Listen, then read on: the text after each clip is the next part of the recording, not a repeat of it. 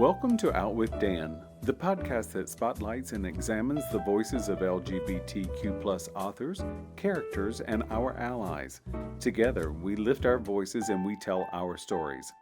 I'm Dan White. Join me as I chat with this week's author.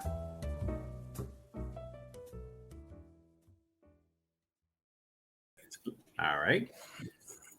Hello and welcome back to Out with Dan. Today, I'm so excited to talk to Marco Carocari about Blackout, his debut novel. Hello, Marco. Welcome. Hi, Dan. Thank you so much for having me. Fantastic to be here. Thank you. I'm very excited. So a friend of mine always says that with a screenplay, you got to start with a bang. And your book certainly starts with a bang. Want to give us a little setup about how we get into Blackout? Sure. Yeah, my protagonist, Franco is a 40-something photographer in Manhattan, New York, and he hooks up with a stranger to sort of brighten up his days a little bit. He's in a bit of a funk. He doesn't quite know where his life is going, and so he does literally pick the wrong night to hook up with a stranger. And yes, it does start with a bang when a stranger shows up through, one of the hookup apps. To make things easier, they smoke a joint, but Franco's unaware that the joint is laced, so he has quite the reaction. He doesn't do drugs usually, and of course, that's the moment when he witnesses a brutal crime across the street. It is one of those things that, sometimes when you've relaxed yourself, whether you have a drink or smoke or what have you, and then something happens, you sort of oftentimes question exactly what you saw or what happens. And it was such a perfect setup because it gets us into knowing Franco, but also seeing his vulnerability right off the bat. I mean, he's successful, he's fun, he's a fun character, but yet it puts doubt into his mind about what he's seen and what he's done. Right. And then, yes. And then there's a flashback to actually a blackout. True. Yes. Describe that for us. Well, without giving too much away, because it's on the back of the book.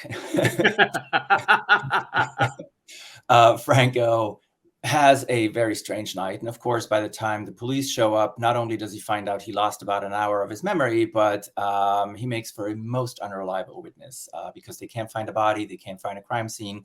They think he's nuts. And even though he's pretty sure he's seen exactly what he says he's seen, he wasn't quite there. So, he starts to question his own sanity a little bit. But he does remember stuff. And days later, when the cops finally do find a body, and it turns out that Franco knew the person, then of course he goes from unreliable witness to prime suspect because current events are tied to the 40-year-old murder of his dad, his father, who was a cop and who was killed right before the New York City blackout of '77 hit when Franco was about 4 years old. And so it brings up a lot of memories, unfortunately, a lot of the guilt that he's had as a child, as a teenager, and a grown-up person, trying to deal with those last moments of losing his dad and what he did or didn't do as a 4-year-old. That kind of comes reeling back. And so, he has to basically A, find out what happened, and B, also find out that maybe for the last 40 years, not everything was exactly as he remembered. One of the things that this book has a lot of, and it is something that I was very cognizant of reading, is secrets and lies and history, especially when you're talking about a 40-year time span.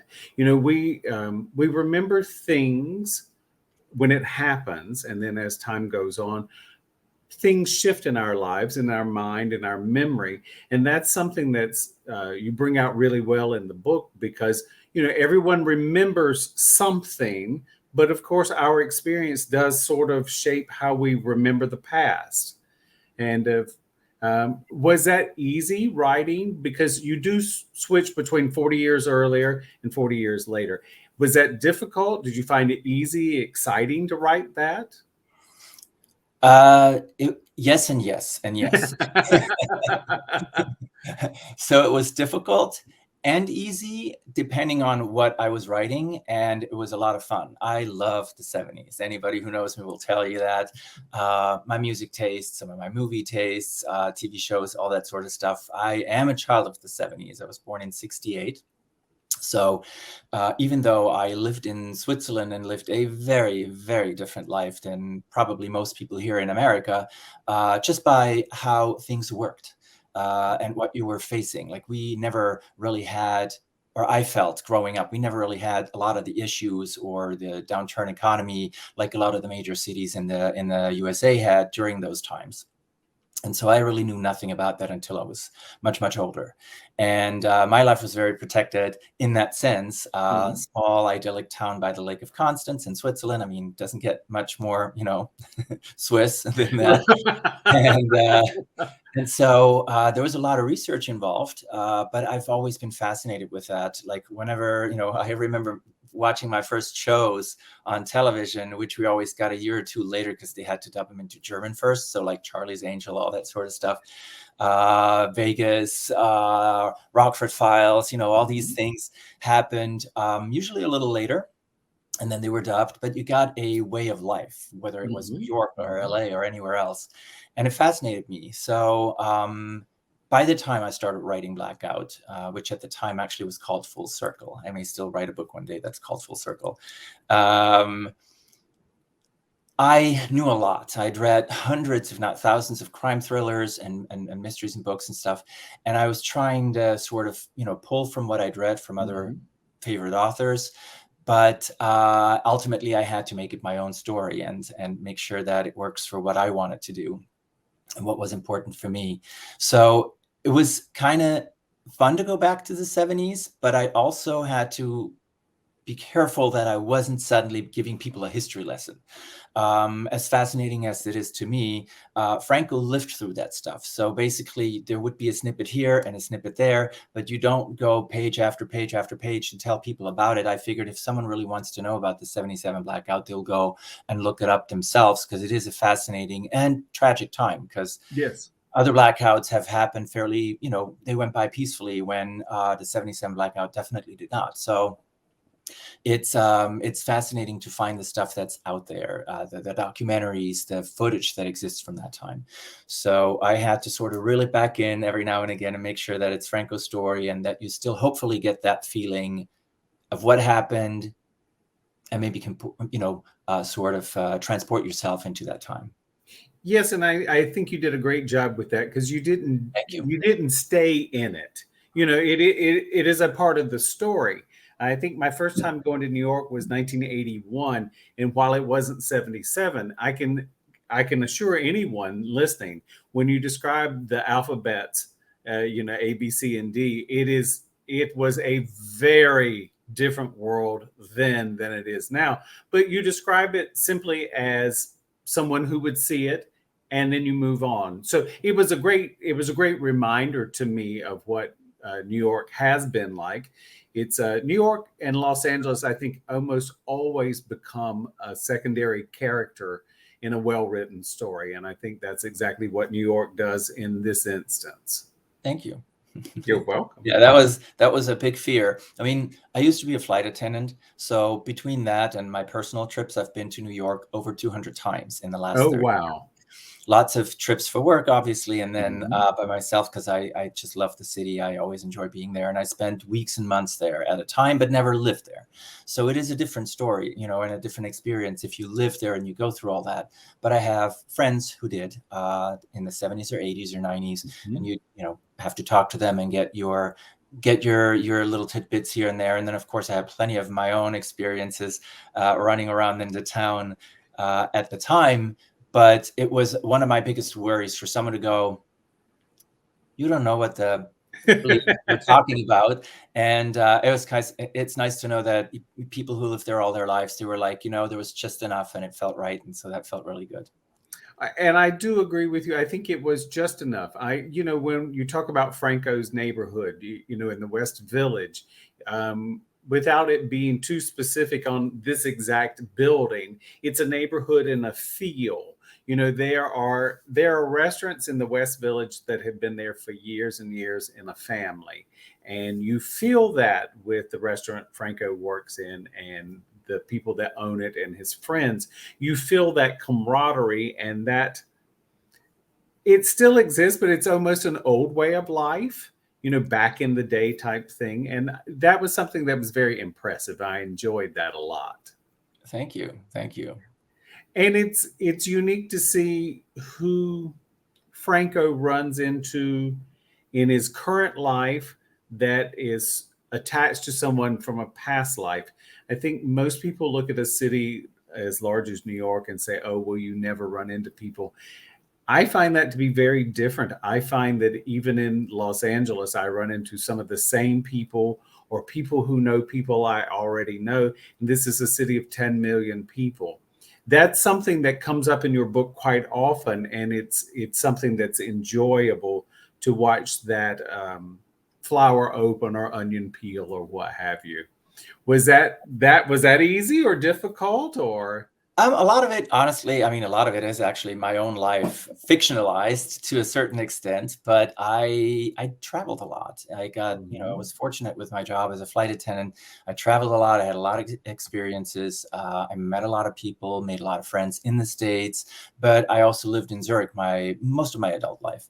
And while Zurich is a blip on the map and much, much smaller in many, many ways, it's still a large city for us. And you run into people that you haven't seen in forever, and it's at the weirdest moment, but it just needed to happen at that time. So, life is crazy. And plus, I always said that you could tell me a story with aliens and ghosts and say it happened in New York, and I totally believe it. So I kind of, it worked well for me. And so, yeah, I took some of my own experiences and filtered those into the book and the story, and Franco. Also my struggles. I mean, I am still a photographer. I have been a photographer freelancer for almost 30 years now, about 30 years. And oh my God, I'm old. Yes, no, it's been 30 years. You're not old. I'm older than you, so you're truly not old. And so it's, you get to experience a lot of stuff. And I had a great time doing my thing, but I also struggled a lot. And Zurich is an expensive town. Switzerland is an expensive country. It was tough to make it as a photographer. And I was never super successful, but I did well enough. I had good jobs here and there, and I wanted the same for Franco. I wanted the struggles. And what happens to him living in a building that he could never afford, but having two landlords who just wanted the right people, is what happened to me in Zurich. I met these two really great gentlemen who had a home. Big house, turn of the century, last century. And they said, we want this to be a queer house. So we want queer neighbors who fit the building. And I fit the building, and I paid half of what anybody else in a normal situation would have paid, and lived there for 7 years. It was amazing. So I wanted him to have a little good fortune like I did, but also struggle and barely make ends meet. Hence all the different jobs he's got to work to keep the photography afloat. Well, and I think that really mirrors really real life a lot more, I think, than say just having a character who is either on the top of the world or under the world. So this is something, I think in life we're fortunate, or we can be fortunate, when we find our tribe, whatever that tribe is. True. And have that communal kind of spirit go on between ourselves or characters in a book. Yes. As this is. I did have a little bit of a laugh on Franco's expense. I kept thinking, if he could possibly back into it, he's going to back into it. Yeah. He backs into a lot of stuff. He has a mouth that tends to run sometimes without thought, or the thought is running alongside, but it hasn't quite caught up. And it's definitely an older me. I have learned to sit on my mouth every now and again. He also is not a carbon copy of me. He says a lot more stuff than I would have the guts to do, or he does more stuff than I have the guts to do, because the character needs to be the character. It Yes. doesn't matter who you base them on. They ultimately need to serve the story, I feel, and they need to do what works for the story, even if it's something I disagree with. I got frustrated with him several times where I was like, what the, would he do that? You know, and he's like, no, but it's perfect. He needs to do this for the story because it is a learning experience. And we also hopefully understand why he is that way, because he, you know, there's a lot of stuff that went wrong in his life, and a lot of guilt, whether or not he couldn't have done anything really as a 4-year-old, but your mind works in mysterious ways and your subconscious. So it kind of made sense for me. And I had maybe 1 or 2 readers come back to me and said, you know, I got really upset with Franco here. I got it, but I got upset with him. I wanted to smack him. And I was like, well, you know, you got a feeling out of it. You still love the book, so it's a good thing. I'm happy.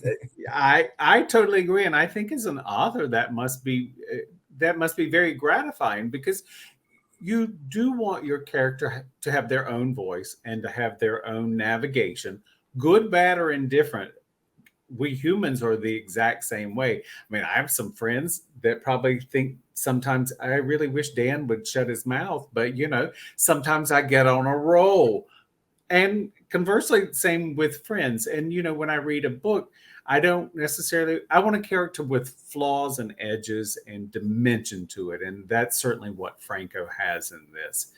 He certainly goes through the highs and the lows. He's pulled from pillar to post, but I feel like he stays true to himself, which is a very nice thing to read. And as you earlier said, you find your tribe, and that was very much true for myself. And I wanted him to have that as well, to have a chosen family, like a lot of us do in the LGBTQ community. Some of us are fortunate to have great relationships with our blood family, and that's Yes. fantastic, but a lot of us don't. And you do, in general, find your tribes, friends, you know, lovers, whatever. And I think that's very important, because it is something that can help carry you along. Ultimately, always Yes. on your own, you have to make your own decisions. You're responsible for your own life, I find. But having a support or a reality check, and my friends are brutal. My friends are ruthless. They're all Italians, not like in the book. So they're all Southern, South Italian people living in Switzerland, and yeah, they do not take prisoners. So it's a good thing. We do get reality checks all the time, and it's necessary. I like that. I prefer the straight approach. So We grow much better that way rather than being sprinkled with bullshit. So, you know, it's much better when someone's very direct with us. It certainly is an opportunity for growth. That's for sure. yeah, So yeah. I enjoyed the red herrings as well, because there were some of those in the book where, you know, we had opportunities to view characters in different lights depending on where their story was. That was very interesting to me. Once again, I'll congratulate you, because I think it's Thank you. difficult to navigate those. When a character makes a shift, it's not always easy, but you did really well at that. Thank you. Thank you so much. Was there one character you really wanted to kill off and didn't? Well, let's put it this way. Yes and no. There Okay. are some characters that are no longer in the final version, because I started writing this book almost 10 years ago, originally, first Okay. draft, as a dare to myself. And then didn't really do much with it for several years, and then started going to writing conferences and writing classes, got better, started editing, started shifting stuff around. And it wasn't really until about 4 years ago, I think, about 4 years ago, where I seriously started considering submitting it, and then actually went through submitting. I went to Thriller Fest, had a really great experience at Thriller Fest, where I pitched to agents and smaller publishers, and everybody requested a manuscript, which is fantastic. So I had 7, Wonderful. yeah, but you know, but then comes the other, you know, the other shoe comes. So 7 requests, for manuscripts, and then 7 rejections. Mhm. Nice ones. So it's not like, oh my God, this is shit. But they were like, we like what you're doing. We like your tone and your style. And please submit again, but it's not right for us. And I wanted someone who was excited about the book. So another year later, a publisher did reach out and said, hey, we loved what you sent us. They'd never published anything LGBTQ before. And I don't see my book as LGBTQ. I mean, I obviously don't it either. has queer characters in it, but I always wanted it to be a mystery with thriller elements first. And it's not a coming out. It's not, there are gay characters in it. It's a way of life. It's an experience, but I wanted it to be a mystery first. And I think everything else I have written since and I'm working on now is always either a thriller first, a mystery first, because that's the genre I love most. I just never really saw myself reflected in a lot of the books I love reading. There are some fantastic queer authors out there who have obviously do a fantastic job with what they're doing. I love them, and I've read almost all of them, I think. But a lot of the people I'm very drawn to are the thriller and noir writers that are straight and therefore have mostly straight characters in them. And I kind of wanted to marry the two a little bit more, where you have a book that might be a bit more gritty, but has queer characters in it. And it's just there. I don't want to just write for a specific audience. I want to write for everyone. Not everybody's going to enjoy it. I know that, but the goal would be to appeal to a broader audience. And the nice thing is, by going to all these conferences, even the one we met at the end, most of the people who bought my book were straight, and I love that. I think it's fantastic. Most of the people who actually come up to me and said, hey, we heard you talk, or we heard about you, we bought your book, or we read your book and we loved it. That means a lot to me, because it means you want to read a good story. And if my book is a good story to you, that's fantastic. And if it didn't turn you off that there were queer characters in it, or you supported it, even better. I just, it's sort of that balance that I'm looking for. I agree with you. I think, if you're writing a queer love story between two queer characters, that becomes very important, that the book Absolutely. is about that. But if you're writing a mystery or a thriller, you're writing about characters and who they are, and where they are on the spectrum, in my estimation, should be a lot less, unless the specific story is about something happening in a queer setting to queer people. Then it becomes very different. But I think what you've done is you've just given us characters who are simply on a spectrum of wherever they are, and that makes for good reading, in my estimation. Yeah. And I mean, you've had other writers that you talk to. I don't know if you've talked to Robin Geigel before, but I know Dharma Keller. That is different, because clearly that is an aspect that needs to be, because there is so little in crime fiction with transgender. You need to highlight that differently. Yes. I'm not the person to do that. And so I'm very happy that people are getting the voice to talk, and people finally get to write about their experiences, because they're important. And they are fantastic writers, and they write fantastic stories with kick-ass heroines. And the world needs to find out about it. There shouldn't be any hangouts. So Precisely. I totally agree. Are you working on anything specific now? I'm working on 2 specifics now. I got stuck with one book last year. I just need to figure out the end. I'm writing my very first thriller. That's like the absolute thriller. It's just pow, pow, pow, pow, and it takes place in Puerto Vallarta. An American who becomes the prime suspect in a murder he did not commit, but everything points to him, because it could not have gone worse prior to the murder. So he's really indicated, and he goes on the run from the police, hiding out in a town he knows nothing about. He's never been there before. And that's been a lot of fun to write. I'm sort of rethinking the ending, and that's where I got stuck. So in the meantime, I started writing a very new thing, my very first noir-inspired reluctant private investigator, hopefully series, set here in Palm Springs, which I hoped would be easier to write since I live here. And it's a story of a kind of low-level criminal, if you will, who is trying to be good but has to do bad things to kind of not get killed, first of all. and sort of rediscover who he is as a person. And he does it in Palm Springs. And it's been a lot of fun to write, but it was also it is fun to write. I'm about halfway through. I'm very excited about this one because I find it is very different from what I've done before. The character is very different from anyone I've written before, and he really intrigues me, but I had to discover him. I've never written criminals as even a lower end criminal, or, not like a super bad guy, but definitely someone who's done bad stuff in the past. And I realized I needed to set my standard for morals a lot lower and figure out what he would do and not what I would do, because I'm like, no, that wouldn't work. And then I'm like, no, it would work, because he would do X, Y, Z, when I'd be like, no, I can't do that. The cops are. So it's tougher because I need to be in a darker place to write it. And I'm reading some fantastic people right now. I just started a book by Bo Johnson, and my favorite new author that I discovered last year, my newest obsession, is Jordan Harper, who's just absolutely brilliant and very, very dark. I would never be that dark, but it helps to kind of see their darkness where they are, the underworld of the people that move about in gangs and stuff like that. It's very, very helpful to write this book, and hopefully it'll get somewhere, and then hopefully it'll find a publisher, and I would love to share both books with the world, but I have some tidying up to do in the next 3 to 6 months. I look forward to both of them. Do you have an email or social media you would like to share?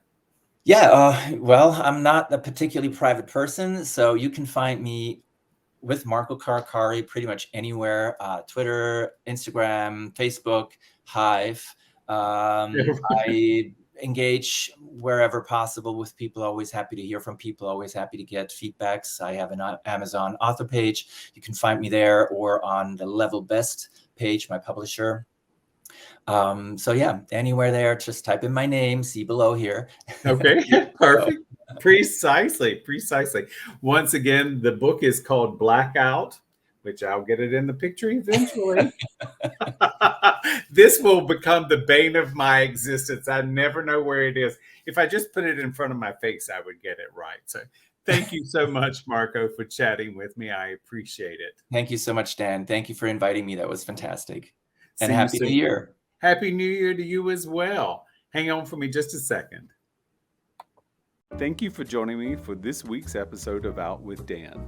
You can find more information about this podcast and its host at OutWithDan.com, on Twitter at OutWithDan, and on Instagram and Facebook at GoOutWithDan.